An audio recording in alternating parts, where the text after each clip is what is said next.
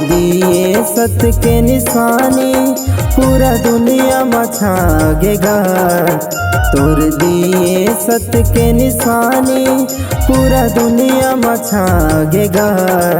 चलो घर अंगना ला सजावो मोर गुरु के दिन हर आगेगा। चलो घर अंगना ला सजावो मोर बाबा के दिन हर आगेगा। तोड़ दिए सत्य के निशानी पूरा दुनिया मचागेगा। ये तोड़ दिए सत्य के निशानी पूरा दुनिया मचागेगा। ये चलो घर अंगना ला सजावो मोर गुरु के दिन हर आगेगा। चलो घर अंगना ला सजावो मोर गुरु के दिन हर आगेगा।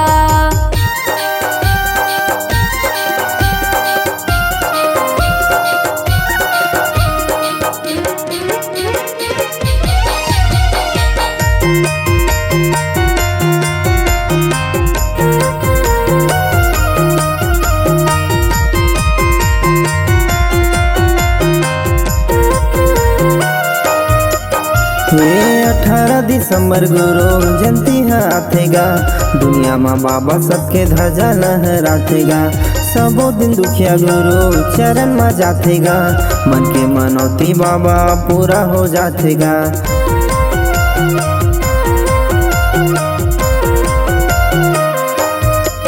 ये 18 दिसंबर गुरु जयंती आथेगा।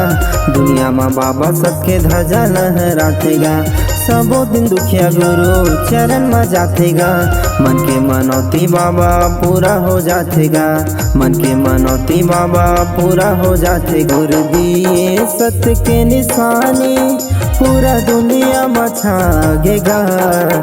तोड़ दिए सत्य के निशानी पूरा दुनिया मचागेगा। चलो घर अंगना ला सजावो मोर गुरु के दिन हर आगेगा। चलो घर अंगना ला सजावो मोर बाबा के दिन हर आगेगा।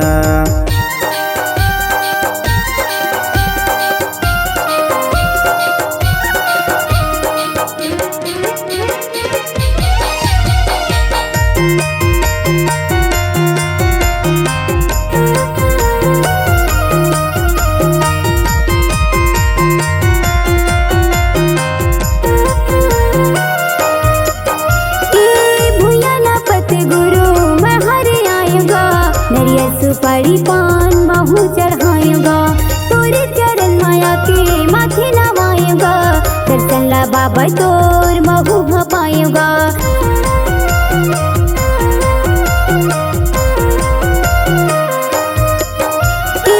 भूया ना पत गुरु मैं हरे आएगा। नरिया सुपारी पान बहु चढ़ाएगा।